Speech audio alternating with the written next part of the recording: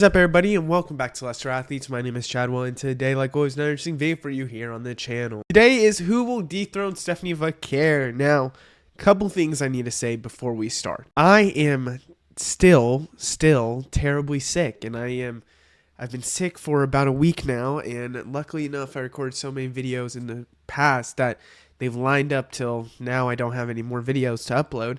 So you probably saw some videos that are from so long ago that were just in case if I couldn't record. And lucky enough, I couldn't record. And it worked out well.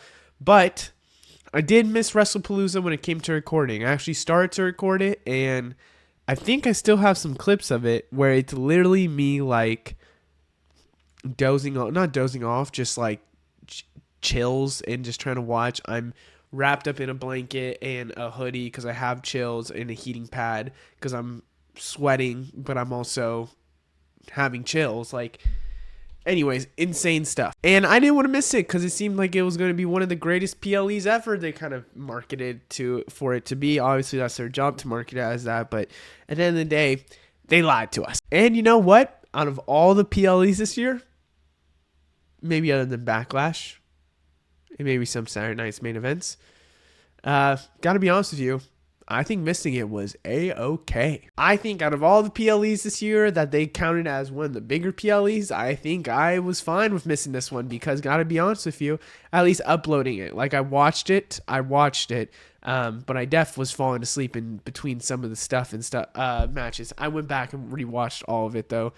But when it comes down to what happened, yeah. We're not going to talk about WrestlePalooza today. We are going to talk about who would dethrone Stephanie Vaquer with the best match of the night. We have, and you probably already saw, 16 people here. And here's why. Stephanie Vaquer with this championship is a fresh reset. We don't know what's going to happen with this title. We don't know who she's going to go against. We don't know anything about this title. So it looks like we don't know when she's going to lose this. We don't have any indicators. I recorded this before Monday Night Raw. Her next opponent will be Tiffany Stratton for Crown Jewel, or it could be Jade Cargill. I'm recording this before SmackDown. God, please don't be Nia Jax. I mean, I'd be fine with Nia Jax winning because I like Nia Jax, but I don't think it'll make storyline-wise sense. But yeah, it is.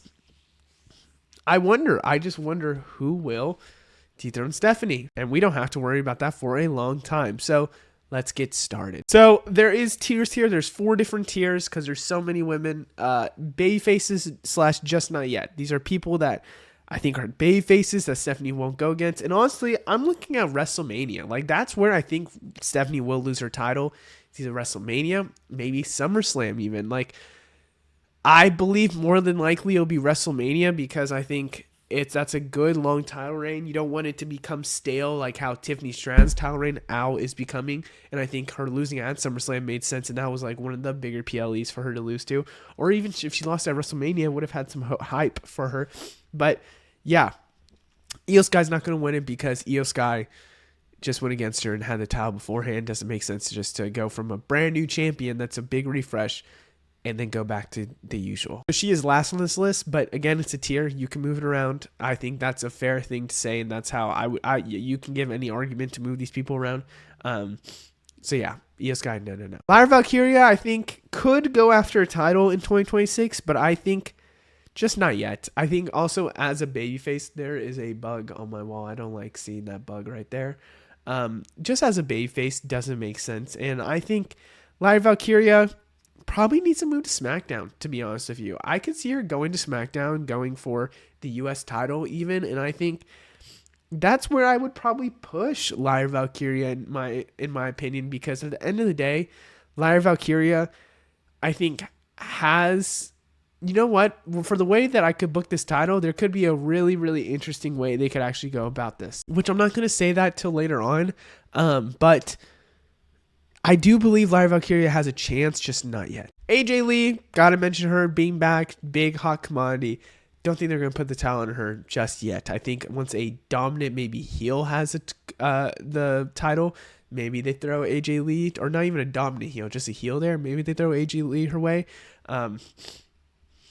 Don't see it just yet, though. And I think it'll be an IC title reign for AJ Lee before anything. Blake Monroe. Now, I really want to put Blake Monroe here because, in my opinion, Blake Monroe, when she goes to the main roster, should get the Stephanie treatment where she's going, or Julia treatment where she's going after titles right away and winning titles right away. Blake Monroe is, to me, one of the future players of WWE. And I think with the AEW touch on her, they're going to make that happen because love WWE. They're a little petty where if AEW talent comes to WWE, look at Ethan Page, look at Ricky Saints, look at even Stephanie Vaquer. You know, she wrestled in AEW for a little bit. They do the thing where, you were part of AEW. We're going to sprinkle a little bit more push your way because obviously they ruined and they screwed over talent, and they don't realize how talented they had, all the talent they had there. It's a little thing that's a little petty, but they're trying to just, obviously show that AEW screwed over and messed up. And so I think there's a way that Blake Monroe is a top player, and to me, well-deserved. And listen, heel Blake Monroe versus a babyface Stephanie Vaquer, I'm in for it. Will it happen though? I think it's a little too early. And last but not least, someone that I think poetically it could be a SummerSlam, is Julia. Now, I think if Julia loses U.S. title and actually has a good reign where she has that push, you could see her going to SummerSlam and maybe winning this title. And I could see that happening. They revisit that Stephanie and Julia feud that they had in NXT. They do something of a callback on certain things. I would like to see it. I think it would make sense for Julia to potentially see it. And with the addition of Kiana James as her mouthpiece, Julia, man, all the talent in the world. One of my favorite wrestlers, could be my favorite wrestler right now, technically active, because Naomi's my favorite wrestler on the women's side of things, which sucks. But Julia, in my opinion, I see her having a dominant U.S. title reign, losing to a vet, and then immediately going a championship. And I could see a way where if Stephanie keeps his title past WrestleMania, you have Julia going against Stephanie Vaquer maybe at SummerSlam to really give her like that Gunther route. Let me know down in the comments below how many times you think I have had to pause recording on this video just to sneeze or cough or do something that's related to allergies/sickness. And I will tell you at the end of this video because my God, it is insane. We're at a very new tier and it's called Good Chances Everything Aligns. Raquel Rodriguez, in my opinion, is deserving of a title soon. I think it'll be more than likely a mid-card title, but gotta throw her out there. I mean, honestly, the way that she's been working, the way she's been winning against big names, I think Raquel Rodriguez deserves to get a big push. Now, I could see her maybe being a competitor against Stephanie Vaquer, maybe not a winner. I could just see her starting getting these big pushes for the World Heavyweight Champion, maybe trying to take over the dominance for Judgment Day. But she might be a babyface soon. And if everything aligns with maybe her getting a bigger push, opportunities showing, maybe not WrestleMania, maybe beforehand or maybe afterwards, if everything starts aligning, I could see it. This is if there would be a Money in the Bank after SummerSlam. So this is even past SummerSlam because I think Chelsea Green is a good contender for Money in the Bank. And I know, I've had comments. Shout out Kay the Crusher, who's always commenting on the videos. They think Chelsea Green would lose a Money in the Bank situation, which actually, to be completely honest, at some point, they have to lose. So one woman has to lose because at the end of the day, they can't keep this streak forever. So Chelsea Green would be a good one to lose for. Would it kill a lot of momentum and would everybody and their mamas absolutely hate WWE for it? Yeah, absolutely. But I could see a world where maybe Chelsea Green dethrones a Stephanie Vaquer later on in life to end a dominant reign, maybe after a hard, tough battle against somebody. But again, another one that I threw in here because it's if everything aligns. Like Stephanie has a championship. She has a match that's against a tough opponent. She barely wins. Chelsea Green cashes in right there. She has the Money in the Bank. It's everything if it would align. Probably not going to happen. Bianca Belair is an interesting one. I actually almost put her in the babyface category and said she's more of a babyface.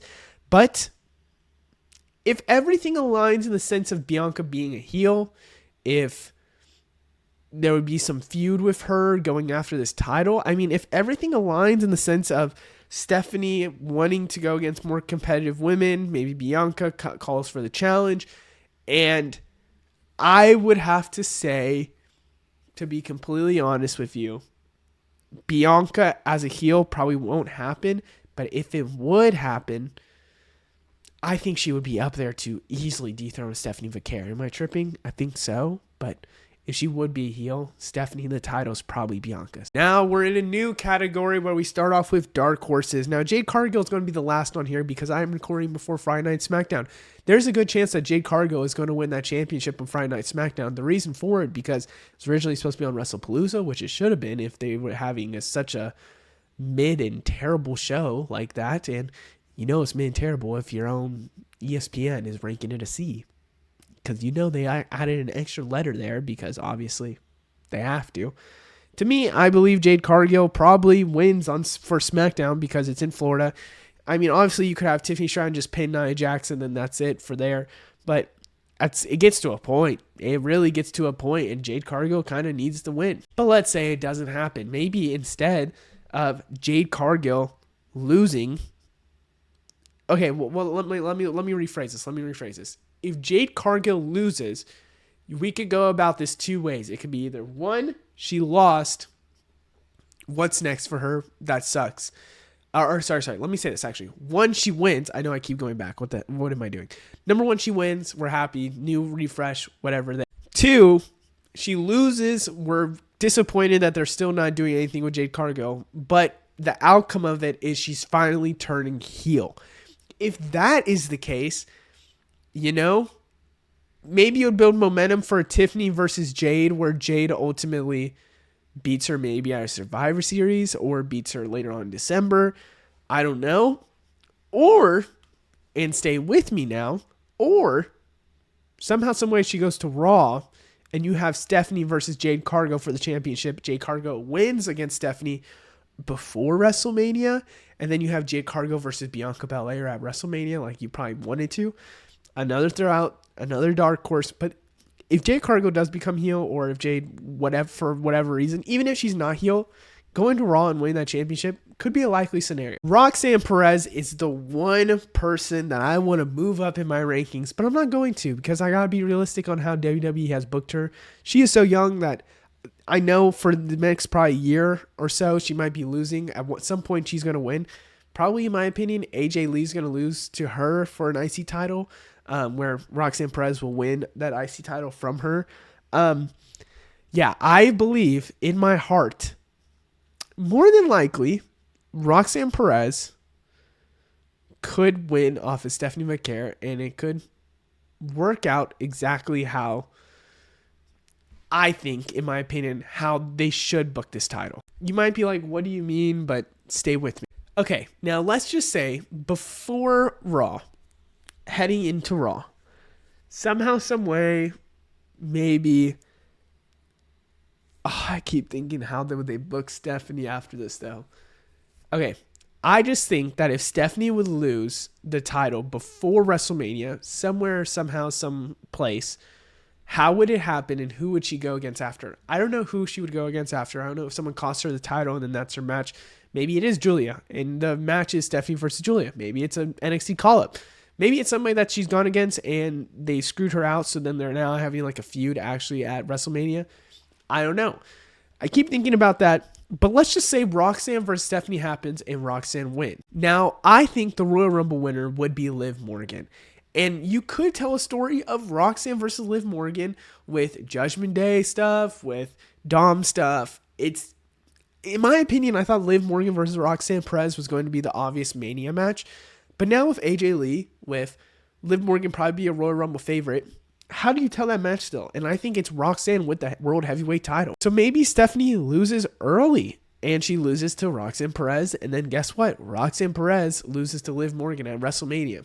Just a thought I'm going to throw out there. Bayley's here because, in my opinion, I think Bayley now with this new gimmick of voices in her head, like she's Randy Orton, is probably going to get a little bit over with the fans, but also I still see her stuck in the IC title / US title kind of area where, to me, it's not going to happen right away with her going for the World Heavyweight Championship. But let's just say we have a somewhat heelish Bayley or somebody that is so fluid in flipping personas that she can go against any babyface and any heel and it still would work. Like, that would be fun TV to watch. And so I want to mention Bayley here because Bayley versus Stephanie is new. Bayley with the World Heavyweight title is new.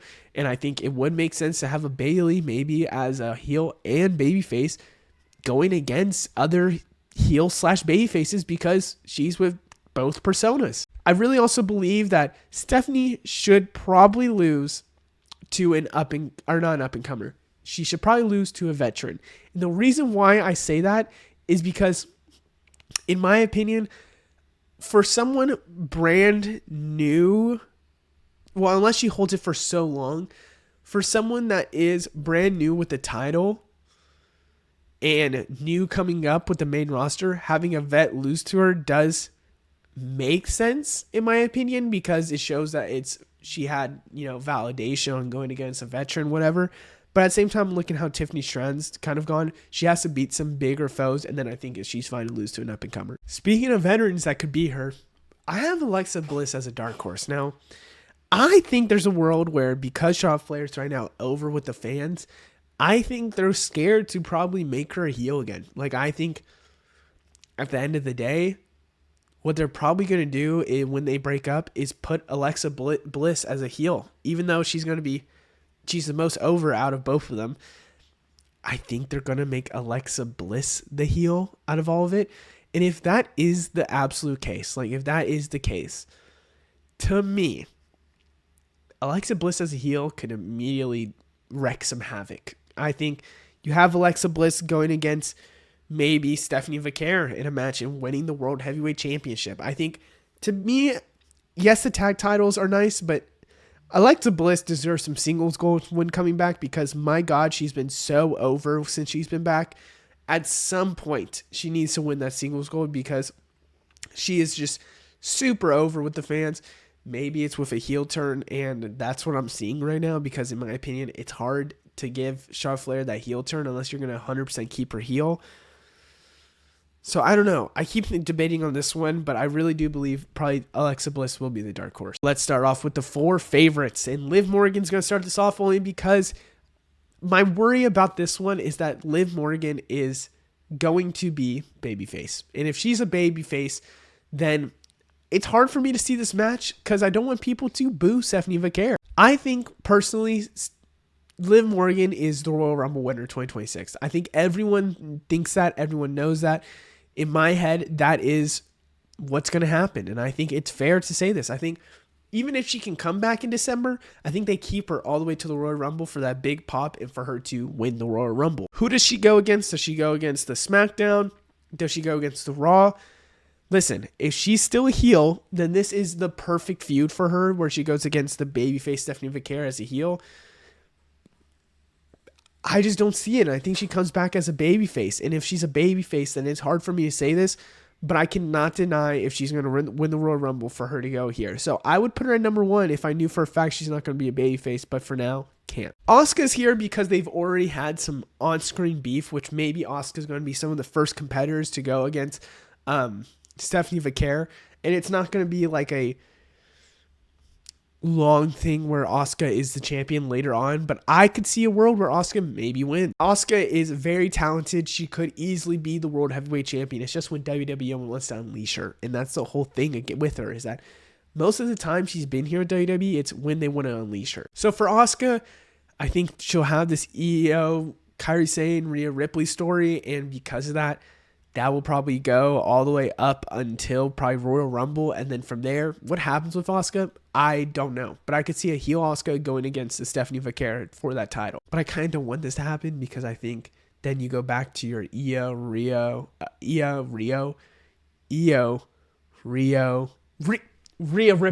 storyline. My God. Speaking of Rhea Ripley, she's not my number 1. And there's a big reason why.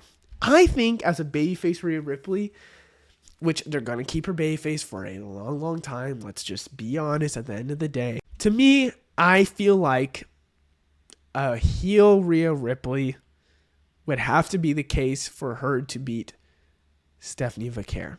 And here's the whole thing about it. I feel if they let a babyface Rhea go against a babyface Stephanie Vaquer, more than likely, there's going to be a lot of boos coming Rhea Ripley's way. Maybe not in the crowd, but 100% in the community. Because at the end of the day, Rhea Ripley is known for Rhea Hogan, which is a term that is insane. But I gotta be honest with you, I think there's other matches. My cat is sneezing. That's crazy. I really believe that Rhea Ripley makes sense. Like Stephanie versus Rhea is a Mania match, and they'll tear the house down for sure. But be completely honest, I don't know if I want to see Rhea Ripley with the title because she's so over. She doesn't even need the title. Like, great feuds is what's going to help Rhea Ripley. But also, it's Rhea Ripley. It makes sense to give your best star the title. I mean, at the end of the day, that is what it's for. And I see it, and that's why she's second on here, but she's not my number one. My number one is Becky Lynch. Now, here's why. I don't know if it's because I've seen Becky Lynch versus Stephanie Vaquer for the IC title for so long is why I see this. But I see a route that makes sense. After the IC title match that AJ Lee and Becky Lynch is going to have up till probably December, what happens after for Becky Lynch? Like, what's next? Obviously, it's not going after probably the IC title again. Maybe it's a feud with somebody. I don't know what's next. Like, does she go to a different brand and go for, Charlotte Flair, Alexa Bliss, Bayley to have that somewhat Four Horsemen thing without Sasha Banks? Like, what happens?